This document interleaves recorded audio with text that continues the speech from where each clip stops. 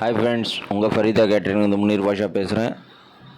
நம்ம இருக்கிறது இன்றைக்கி பரமக்குடி ராமேஸ்வரம் போகிற பாதை. இது ட்ரெயினில் தான் போய் வந்தோம். மசாலா செய்ய போகிறோம். 600 பேருக்கு ஒரு ஈவெண்ட்டு பரமக்குடியில்.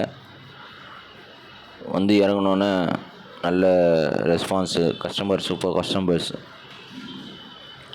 600 பேருக்கு மட்டன் பிரியாணி, பிரிஞ்சால் சட்னி, ஆனியன் சட்னி. மட்டன் ரொம்ப குவாலிட்டியான மட்டனு.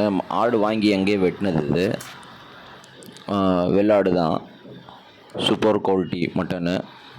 அதனால் மசாலாவும் நல்லா அருமையாக வந்திருக்கு. வுட்டில் செய்கிறதுனால நம்ம ஃபயர் வுட்டு எப்போவுமே உங்களுக்கு நல்லா நெருப்பு நிற்கும். சென்னை மாதிரி அந்த கட்டை கிடைக்காதீங்க. வுட்டு அங்கே புளியங்கொட்டை தான்.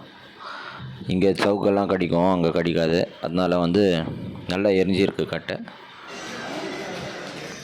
அடுத்தது மிட்டாகானா செஞ்சோம், ஸ்வீட்டு சென்னை ஸ்டைலில். அருமையாக இருந்துச்சு. ஹைதராபாத் சிக்கனும் சூப்பரு. 65 அருமையாக வந்திருக்கு. கஸ்டமர் நல்ல ஃபீட்பேக், நல்ல கஸ்டமரு. பிரியாணி பாருங்கள் எவ்வளோ ஃபண்டாஸ்டிக்காக வந்திருக்கு. வாவ், அப்படியே உதிரியாக பூ மாதிரி வந்திருக்கு.